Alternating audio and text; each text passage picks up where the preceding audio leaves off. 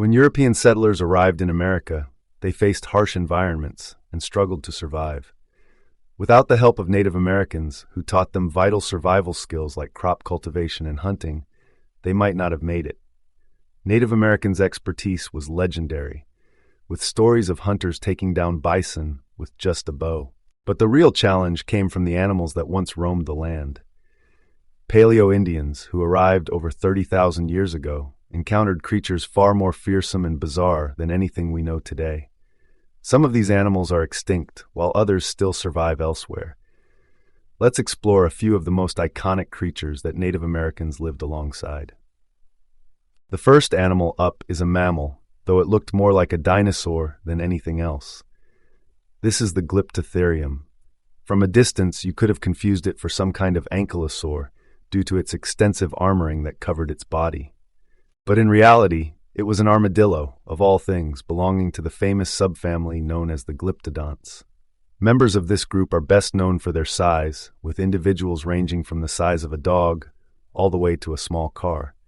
And Glyptotherium was among the biggest, with adults measuring over 2 meters or 6.5 feet in length, while weighing 1,165 kilograms or 2,568 pounds, equal to the weight of a large male giraffe. Its heavy nature was mostly due to its giant carapace that encompassed its body and was made of numerous osteoderms, aka bony plates.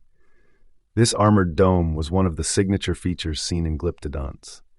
Yet Glyptotherium was unique in that its armor was much taller and thicker compared to the others, with its osteoderms sometimes being 2 inches or 5 centimeters thick.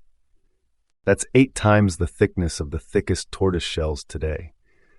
This increased density gave the giant armadillo a massive boost in defense against predators, which was helped by the fact that its bony armor extended across its head and tail too. Surprisingly, despite its extensive defenses, the Glyptotherium wasn't as cumbersome as you'd think, since its osteoderms were typically not very fused, thus providing a modest degree of flexibility. This hint of agility could have helped in maneuvering away from danger, yet when forced to fight, Glyptotherium didn't just have its armor to rely on, but its tail too. Unlike the famous Doedicurus, which had a spiked club tail, Glyptotherium just had a tail that was extremely bony and arranged in rings with pointed ends. At first, paleontologists believed its purpose was strictly for display, and while this is still an accepted use, there are now some ideas that the tail was possibly a weapon as well. This thought stems from the tail rings, which were composed in mobile bands, meaning they could be easily maneuvered around, despite being layered in osteoderms. On top of this, the tail muscle itself was quite powerful, indicating it could swing the tail with surprising speed, possibly up to 40 kilometers or 25 miles per hour, leading to the assumption that it might have whacked a few predators with it. And it's clear that regardless of how it used its tail, the Glyptotherium was very successful, as it could be found throughout Texas, Louisiana, Florida, and South Carolina up until around 15,700 years ago. The Glyptotherium wasn't much of a challenge for Native Americans, who even hunted it for food, as shown by fossils in Texas, where parts of its armored shell were consumed. Other Glyptodonts were hunted too, indicating the likelihood of the Glyptotherium being targeted. But not all creatures were easy prey. The direwolf, much larger than today's wolves, was a formidable predator. Weighing up to 110 kilograms, 143 pounds, it was one of the biggest canids ever. With a powerful bite, comparable to hyenas, the direwolf could bring down massive prey like ground sloths, horses, and even mastodons. The Smilodon was one of the most dangerous predators alongside Native Americans. Known for its long, razor-sharp saber teeth, it was not just a solitary hunter, but likely part of a pack of 12 to 30 individuals. This social structure, combined with their deadly bite, made them highly effective hunters. Evidence suggests they were among the most common predators, sometimes outnumbering others in places like the La Brea tar pits, where over 2,000 Smilodons were found. This made them a serious threat to early humans, who would have had to compete for resources with these powerful predators. The Smilodon was no ordinary predator. With its massive saber teeth and powerful build, it's one of the most fearsome felids ever to roam the earth. It was one of the largest predators of its time, dwarfing even direwolves and easily one of the biggest cats to ever live. The largest species, Smilodon populator, weighed as much as a smaller Kodiak bear. Even the smaller species weren't small by any means. Smilodon fatalis was as big as the largest known lions, while Smilodon gracilis resembled a modern jaguar in size. For Native Americans, encountering such a creature would have been both awe-inspiring and terrifying. The Smilodon was the embodiment of primal power, a force of nature that commanded both fear and respect. Fortunately for humans, it was Smilodon fatalis that shared the land with them, while its larger cousins, Smilodon populator, stayed in South America and Smilodon gracilis had vanished 500,000 years earlier. Though not the biggest of its kind, fatalis still dominated the food chain, outmatching most predators in size. But size alone wasn't what made Phallus so fearsome. Its real advantage lay in its iconic saber teeth, which were the true weapons of this ancient killer. These massive fangs, capable of delivering deadly, precise strikes, made Fatalis one of the most terrifying predators to ever walk the earth. The Smilodon's saber teeth were truly the stuff of legend, growing up to 11 inches, 28 centimeters, longer than even a T-Rex's teeth. These monstrous canines weren't just for show. They were precision tools for taking down massive prey. With these deadly weapons, Smilodon hunted megafauna like giant bison, camels, Glyptotherium, mastodons, young mammoths, and horses. It's believed that Smilodon would strike swiftly, sinking or thrusting its saber teeth deep into the throat of its prey, delivering a quick and lethal blow. Despite the length and sharpness of its teeth, Smilodon didn't need a powerful bite to make its kill. Its bite force was relatively weak, on par with a modern jaguar, but that didn't stop it from being a deadly predator. In fact, its teeth did most of the work. And like today's big cats, Smilodon had retractable claws that allowed it to grip its prey firmly, ensuring its kill once it had locked on. To further enhance its hunting skills, the Smilodon was equipped with powerful hind legs that gave it impressive leaping ability. Evidence from its heel bones suggests that this ancient predator was an exceptional jumper, capable of leaping up to 12 feet, 3.7 meters in the air. This incredible jump would have allowed Smilodon to leap onto prey much larger than itself, striking with deadly precision from above. The Smilodon wasn't just strong, it had the senses to match. With a brain similar to modern cats, it had enhanced sight, hearing, and coordination, making it a deadly predator. Fossil evidence suggests it might have hunted in packs, with multiple Smilodon specimens found together, hinting at a social hunting strategy. The Smilodon wasn't just a predator, it was a competitor. It hunted many of the same animals as Native Americans, and its fossils have been found across nearly every part of America. This competition for food would have been intense. In fact, it could have been deadly. While there's no direct evidence that Smilodon hunted humans, its size and weaponry made it capable of preying on them. Saber-toothed cats are known to have targeted early human ancestors, so it's not far-fetched to imagine that Smilodon might have seen humans as part of its diet. While Smilodon may have been terrifying, the largest predator Native Americans shared their lands with was even more formidable: the Arctodus, or giant short-faced bear. A member of the Ursidae family, Arctodus was closely related to today's spectacled bear, but it was far larger and more fearsome. The larger species, Arctodus simus, was one of the biggest land carnivores ever to roam North America. It could weigh up to 957 kilograms, 2,110 pounds, surpassing even medium-sized theropod dinosaurs like Pterodophonius, a relative of the tyrannosaurs. On all fours, this giant bear stood at eye level with humans, and when it stood on its hind legs, it could reach up to 11 feet, 3.4 meters, an imposing figure that would have made even the bravest warrior think twice. With its immense size and strength, Arctodus had a powerful frame, featuring robust limbs, massive claws, and a broad skull with a bite that could crush anything in its path. Yet despite its intimidating appearance, Arctodus wasn't just a brute. Research shows it was an opportunistic omnivore. Depending on its environment, its diet ranged from plants in California to more meat in the northern regions. Rather than aggressively hunting, Arctodus likely used its size and presence to intimidate other predators, including humans. Its mere appearance may have caused competitors to abandon their kills, unwilling to challenge such a dominant force of nature. While Arctodus was a fearsome predator, it wasn't the greatest challenge Native Americans faced. That title belongs to the titanic mammoths and mastodons, creatures that towered over the landscape. Among them were the Columbian mammoth, woolly mammoth, pygmy mammoth, and American mastodon. The Columbian mammoth was the largest, bigger than today's African elephants, with a shoulder height of 12.3 feet, 3.75 meters, and weighing a staggering 12.5 tons. The woolly mammoth, though smaller, still weighed around 8 tons, and the American mastodon had a stocky frame, tipping the scales at up to 11 tons. These giants had thick skin to survive the harsh climates, with the woolly mammoth and mastodon also covered in dense fur to protect against the cold. As soon as humans arrived in America, they likely began hunting these towering giants. Evidence of human involvement in the deaths of mammoths and mastodons dates back over 20,000 years.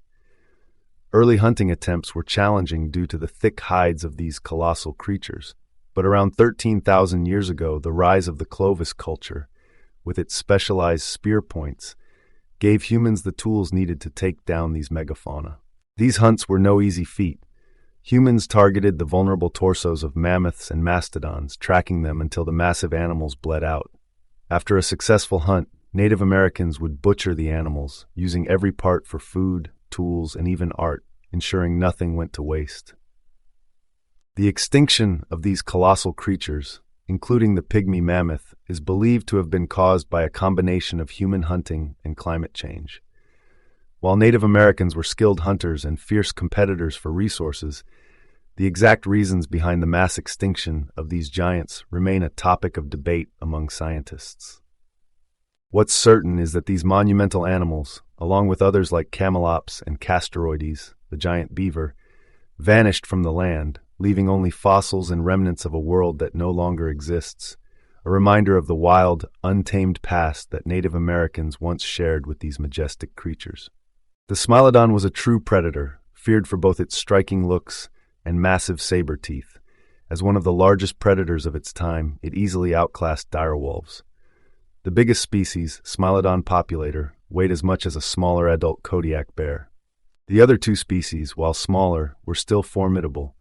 Smilodon fatalis was as large as the biggest lions, while Smilodon gracilis matched the size of a modern jaguar. Luckily for humans, only Smilodon fatalis is known to have shared the land with them, as the larger Smilodon populator was confined to South America and gracilis had vanished 500,000 years earlier.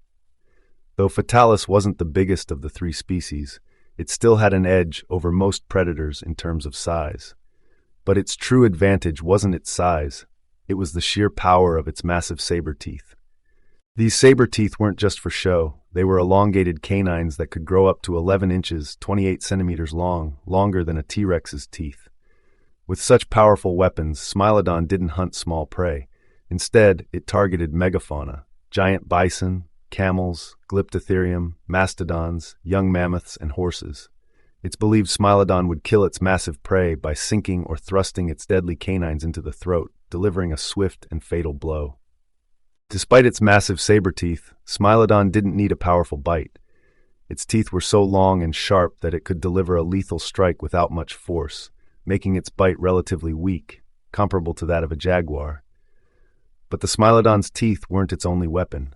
Like modern big cats, it also had retractable claws, razor-sharp tools it used to grip tightly onto prey during the hunt, ensuring its kill.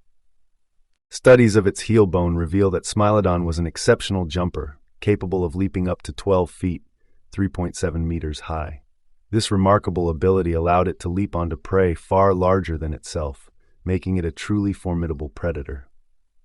Beyond its physical might, Smilodon was also a finely tuned predator, with a brain structure similar to modern big cats, giving it enhanced sight, hearing, and coordination. This made it a highly efficient and menacing predator. Fossil sites show multiple Smilodons found close together, suggesting they may have hunted in packs or prides, working together to take down prey. For Native Americans, Smilodon was likely more than just a predator. It was a competitor, going after many of the same megafauna. Its presence was widespread, with fossils found throughout North America, making it a constant threat in their shared world. The competition between Smilodon and Native Americans was likely more than just a fight for food. It could have been lethal. Both species occupied the same environments and targeted similar prey, so Smilodon may have seen humans as a potential meal.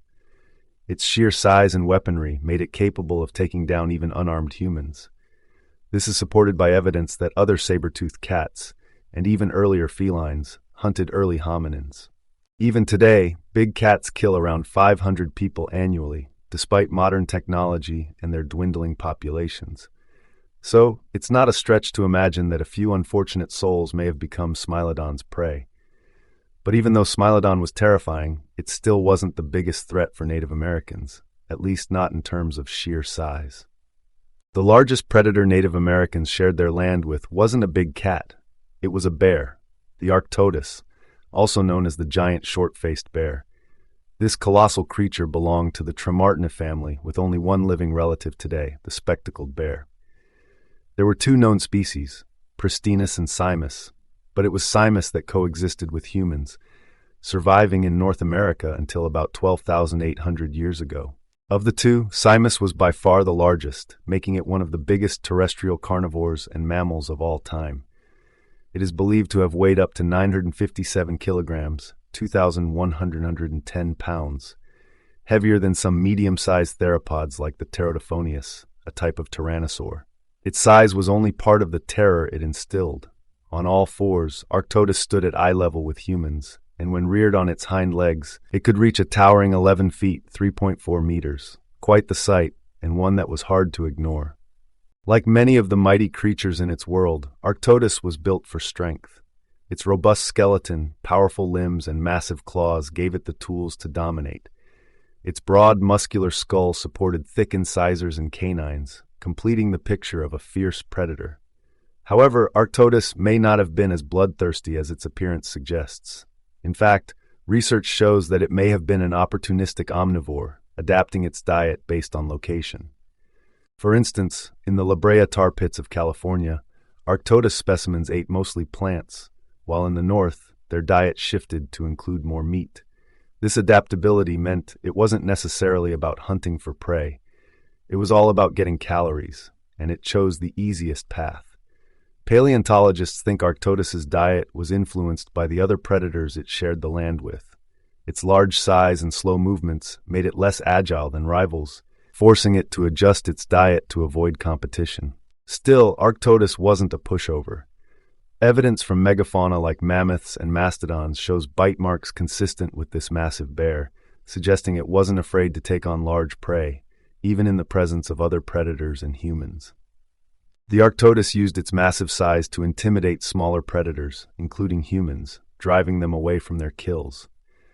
With a bear this big, it was often easier to give up your meal than risk facing it. However, the real giants of the land were the mammoths and mastodons, whose sheer power likely made even Arctodus think twice before challenging them. Native Americans would have encountered the Columbian mammoths, woolly mammoths, pygmy mammoths, and American mastodons, all giants of the era. While the pygmy mammoth shrank due to island dwarfism on the Channel Islands, the rest were colossal creatures. The largest, the Columbian mammoth, was even bigger than today's African elephants, standing at a shoulder height of 12.3 feet, 3.75 meters, and weighing 12.5 tons. The woolly mammoth may not have been as massive as the Columbian version, but it was still a powerhouse, weighing around 8 tons and standing about the same height as today's African elephants.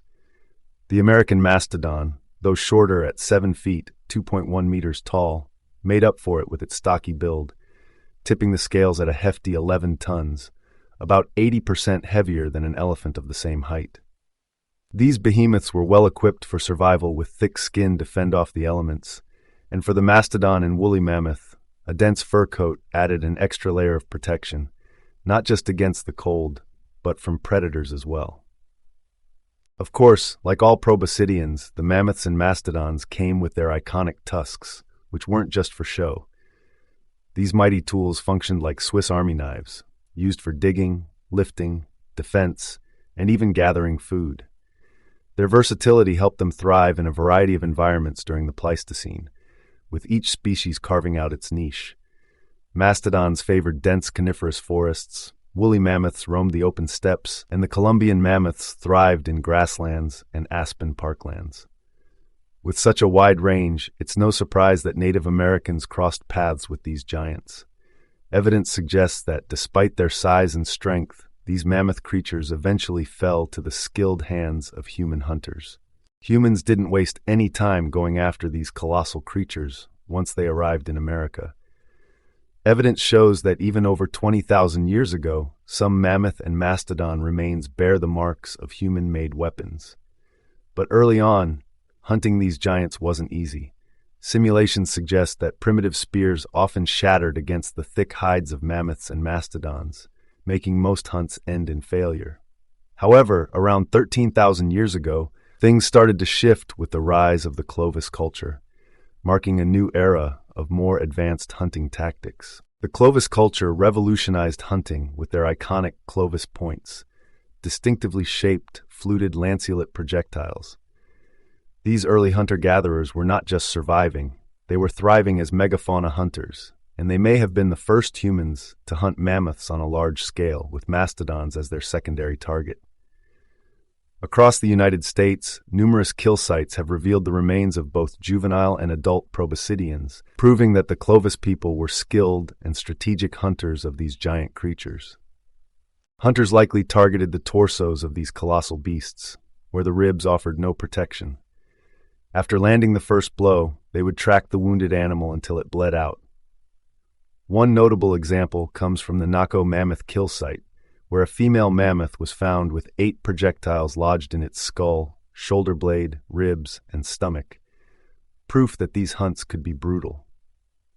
But the importance of these mammoths went far beyond the hunt.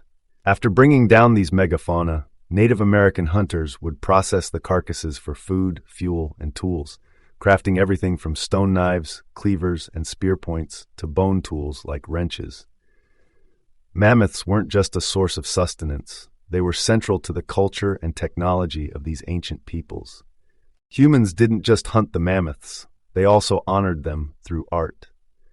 Carvings and engravings were made on bones, creating portable art that could be carried across the land.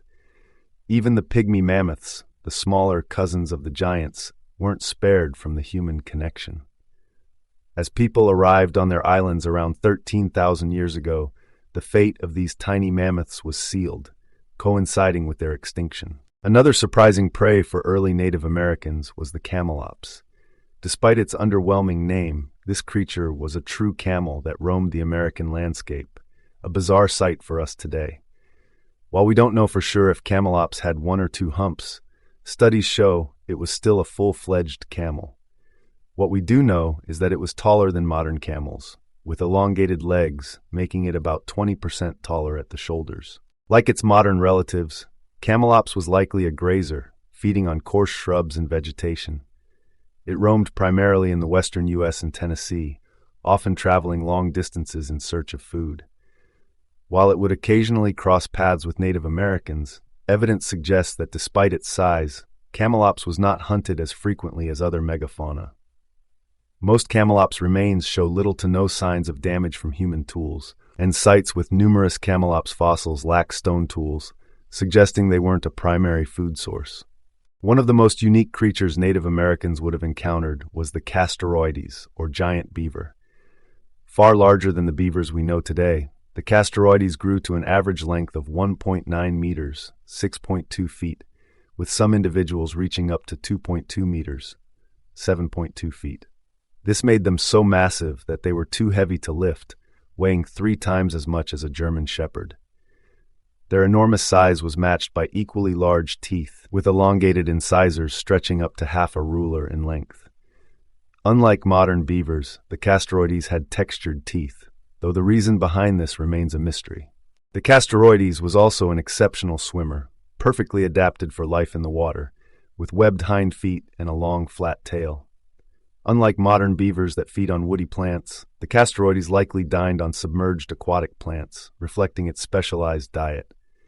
Despite its imposing size and unique habits, direct interactions with humans were relatively rare. The only evidence linking the two comes from a single fossil site containing both human artifacts and giant beaver bones.